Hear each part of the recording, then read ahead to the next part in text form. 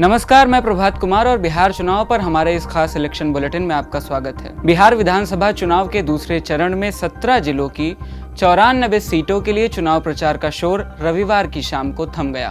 दूसरे चरण की वोटिंग 3 नवंबर मंगलवार को होगी। कुल 1463 उम्मीदवार मैदान में हैं।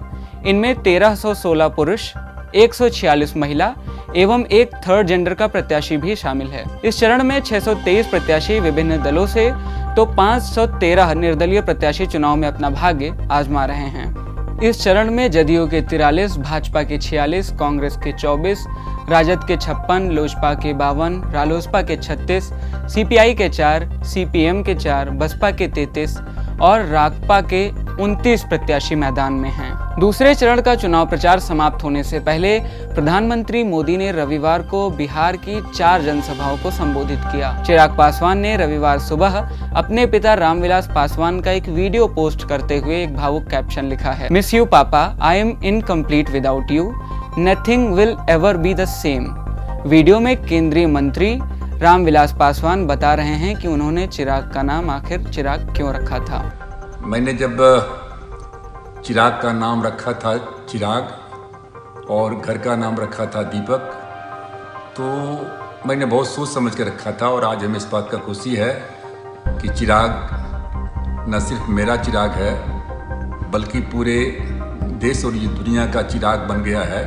पूर्व केंद्रीय मंत्री रामविलास पासवान का 8 अक्टूबर को निधन हो गया है। जैसे जैसे बिहार चुनाव आगे बढ़ रहा है वैसे वैसे इस बात की भी आवश्यकता महसूस हो रही है कि विभिन्न राजनीतिक दलों के प्रमुख नेताओं के बारे में पर्याप्त जानकारी आम जनता तक पहुंचे। इसी क्रम में आज के बिहार चुनाव बुलेटिन में हम कुछ प्रमुख राजनीतिक दलों के कुछ प्रमुख उम्मीदवारों के व्यक्तिगत और राजनीतिक जीवन से आपका परिचय करवाएंगे। इस क्रम में पहला नाम है तेज प्रताप यादव। 32 वर्षीय तेज प्रताप यादव वर्तमान में बिहार विधानसभा में महुआ से विधायक हैं। वे पूर्व में बिहार के स्वास्थ्य मंत्री रह चुके हैं। तेज प्रताप बिहार के पूर्व मुख्यमंत्री लालू प्रसाद यादव तथा बिहार की ही पूर्व मुख्यमंत्री राबड़ी देवी के बड़े पुत्र हैं। 2015 के विधानसभा चुनाव के हलफनामे के मुताबिक उन्होंने 12वीं तक की पढ़ाई की है। सारण जिला के परसा विधानसभा क्षेत्र से जदयू प्रत्याशी और पूर्व मंत्री चंद्रिका प्रसाद राय की बेटी ऐश्वर्या राय से तेज प्रताप की शादी हुई थी। हालांकि अब दोनों के बीच तलाक का केस कोर्ट में चल रहा है।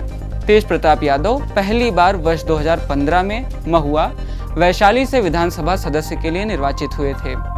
20 नवंबर 2015 से 26 जुलाई 2017 तक बिहार सरकार के स्वास्थ्य और पर्यावरण मंत्री के रूप में इन्होंने कार्य किया, लेकिन नीतीश कुमार द्वारा गठबंधन तोड़ने की स्थिति में उन्हें उनके पद से इस्तीफा देना पड़ गया था। तेज प्रताप यादव इस बार महुआ विधानसभा सीट छोड़कर हसनपुर से चुनाव लड़ रहे हैं। बिहार चुनाव में एक अन्य प्रचलित नाम है पुष्पम प्रिया चौधरी का। 6 माह पहले तक शायद ही बिहार और देश की जनता इस नाम से वाकिफ रही हो, लेकिन अब राज्य के अखबारों से लेकर सड़कों तक पर पुष्पम प्रिया के नाम की चर्चा है। उसकी वजह भी है, उन्होंने कुछ महीने पहले ही अपनी एक पार्टी बनाई, प्लूरल्स, और सीधे खुद को बिहार के मुख्यमंत्री पद का दावेदार घोषित कर दिया। दरभंगा जिले की रहने वाली पुष्पम प्रिया जेडीयू नेता और पूर्व एमएलसी विनोद चौधरी की बेटी हैं। पुष्पम के पिता विनोद चौधरी नीतीश के करीबी हैं। पुष्पम प्रिया की 12वीं तक की पढ़ाई दरभंगा में हुई। इसके बाद की पढ़ाई के लिए वो लंदन स्कूल ऑफ इकोनॉमिक्स से पब्लिक एडमिनिस्ट्रेशन में मास्टर्स की डिग्री लेकर लौटी हैं। साथ ही प्लूरल्स पार्टी की प्रेसिडेंट भी हैं। पुष्पम पटना के बांकीपुर और मधुबनी के बिस्फी विधानसभा क्षेत्र से चुनाव लड़ रही हैं। पूर्व मुख्यमंत्री और हम पार्टी के राष्ट्रीय अध्यक्ष जीतन राम मांझी बिहार चुनाव में एक बहुचर्चित नाम है। मांझी 1980 में कांग्रेस के टिकट से गया जिले से फतेहपुर सीट से विधानसभा का चुनाव लड़े और जीते। राजनीति में आने के बाद से वे फतेहपुर, बाराचट्टी, बोधगया, मखदूमपुर और इमामगंज से भी चुनाव लड़े और जीत हासिल की।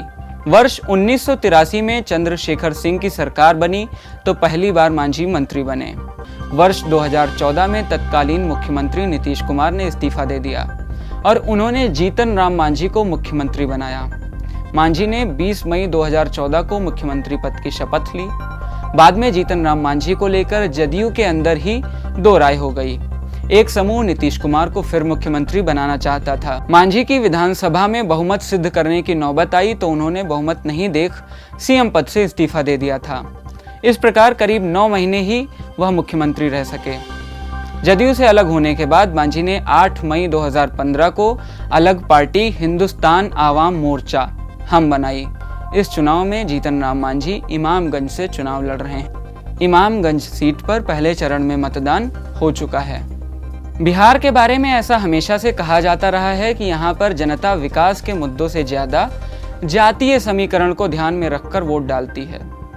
इसीलिए राजनीतिक दल भी जातीय समीकरणों को ध्यान में रखकर ही उम्मीदवारों का चुनाव करते हैं। इस संबंध में हमारे संवाददाता अजय आशीर्वाद की रिपोर्ट। आज से कुछ दिनों पहले तक भी यही अनुमान लगाया जा रहा था कि एनडीए जो है महागठबंधन के सामने ज़्यादा स्ट्रांग फोर्स है।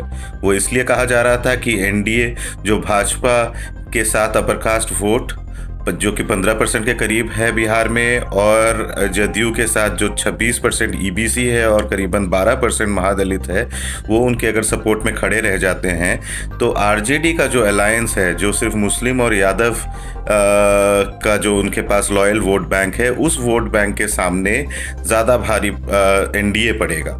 लेकिन ज़मीनी हकीकत कुछ और है।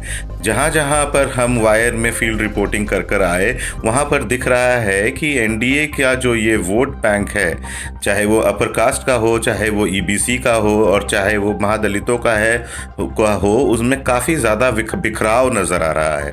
और ख़ास करके अगर हम देखें, जो ये मान कर चला जा रहा था कि भाजपा को अपर कास्ट वोट पड़ने ही पड़ने हैं, तो उनका जो 15% वोट शेयर है वो एकदम अश्योर्ड है, वो बिल्कुल ही गलत है। साउथ और सेंट्रल बिहार में अगर हम देखें, जो वहाँ पे काफ़ी ज़्यादा इन्फ्लुएंशियल कम्युनिटी भूमियार है, वो बिल्कुल चुप थे और लगातार नीतीश के साथ क्रोधित रहे।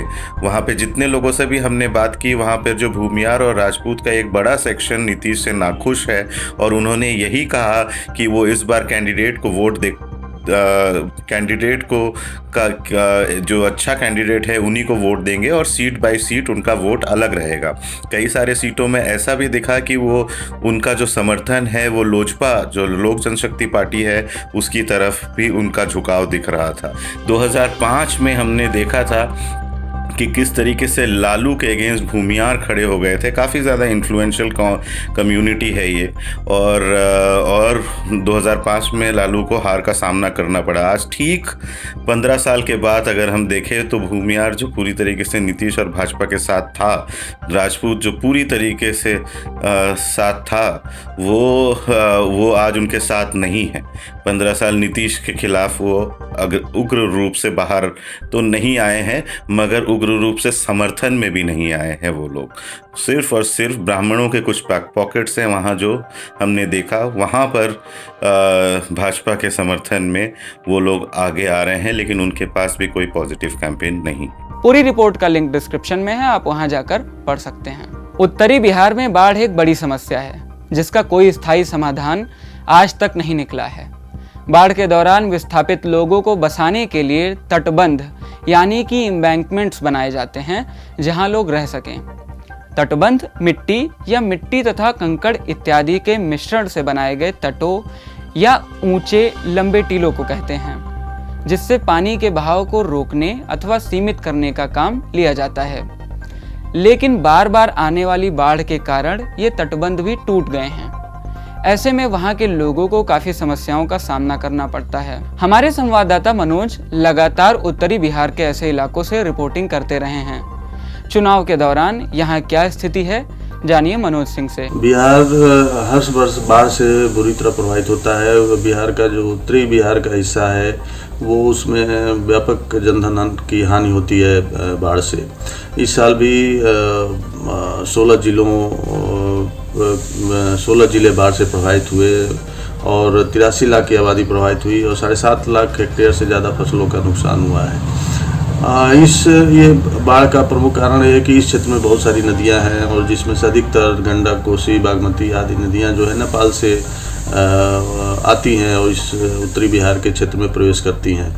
और 37 से ज़्यादा नदियां हैं और अधवारा है, बागमती है, कोसी है, बोतई बलान है, कमला बलान है और बूढ़ी गंडक है। बहुत सारी नदियां हैं इस इलाके में और आज़ादी के बाद सरकार ने जो बाढ़ नियंत्रण की जो नीति बनाई उसमें सबसे ज़्यादा जो तटबंधों के निर्माण पर रहा। उस समय 1954 तक पूरे बिहार में सिर्फ 160 किलोमीटर के तटबंध थे, लेकिन आज पूरे बिहार में नदियों पर के दोनों तटों पर जो तटबंध बने हैं उनकी लंबाई 3800 किलोमीटर से ज़्यादा हो चुकी है। और तटबंध बनाने के और भी बड़ी कई योजनाएं हैं जो लगातार अमल में लाई जा रही हैं। अभी भी तटबंधों को बनाने का काम चल रहा है। तो तटबंधों के निर्माण से कितना फायदा हुआ इस पर एक पूरे बहस है और विशेषज्ञों की रिपोर्ट्स और राय है कि इससे ज़्यादा फायदा नहीं हुआ बिहार को, क्योंकि जब शुरू में 1954 तक जब सिर्फ 160 किलोमीटर तटबंध थे तब 25 लाख जो क्षेत्र था, 25 लाख हेक्टेयर का क्षेत्र था, वो बाढ़ से प्रभावित होता था। अब वो 68 लाख के आसपास हो गया है। और इसी तरह से तो यानी बढ़ा है। जल जमाव का भी जो क्षेत्र है वो भी करीब करीब 9 लाख हेक्टेयर हो चुका है। तो ये देखने में आ रहा है कि तटबंधों ने बाढ़ से उतनी सुरक्षा नहीं दी। तो ये एक बाढ़ का कोई सरकार इस बारे में विचार करे कि अब तक की नीतियों की समीक्षा करे और फिर वो आगे बढ़े कि कैसे बाढ़ से ज़्यादा से क्योंकि इतने बड़े पैमाने पर फसलों की क्षति होती है और सबसे अधिक घर गिर जाते हैं। हजारों लाखों की संख्या में लोगों के घर नष्ट हो जाते हैं, उनके जो माल और मवेशी हैं वो उनकी मौत हो जाती है, खुद भी बड़ी संख्या में लोगों की भी मौत होती है। तो इन सब को कम करने और इसके वजह से ही पूरे उत्तरी बिहार में एक पलायन बहुत ज़्यादा बढ़ा है कि इसको ध्यान में रखते हुए अभी तक सरकारों ने कोई ठोस काम नहीं किया है। अभी भी कुल मिला के तटबंध बनाओ और जब बाढ़ आ जाए तो 6000 वितरित कर दो और वो 6000 लोग वितरित करके एक वोट बैंक बनाने का भी काम होता है कि लोग मिल जाएगा तो सरकार से खुश रहेंगे। वो हालांकि इस बार मैं देख रहा हूँ कि जब जहाँ भी हम लोग रिपोर्टिंग करने गए हैं तो अगस्त में भी लोग शिकायत कर रहे थे कि उनको ये 6000 जो है वो नहीं मिला है और अक्टूबर जब अब चुनाव चल रहा है तब भी उनको ये सहायता नहीं पहुँची है। तो अब समय से सहायता भी जो तत्कालिक सहायता वो भी नहीं दे पाते हैं, तो लोगों की स्थिति बहुत ख़राब रहती है। वो भुखमरी तक की स्थिति आ जाती है कि वो इस जब उनके घर गिर गए हैं, वो तटबंध पर रह रहे हैं और कोई आजीविका भी नहीं रह गई है, तो कैसे अपना जीवन यापन करें। हमारे इस बुलेटिन में आप और क्या देखना चाहते हैं, हमें कमेंट्स में ज़रूर बताइए। बिहार चुनाव को लेकर हमारी टीम लगातार रिपोर्ट्स कर रही है। आप हमारी वेबसाइट पर ये रिपोर्ट्स पढ़ सकते हैं और हमारे YouTube चैनल पर ये रिपोर्ट्स देख भी सकते हैं। धन्यवाद।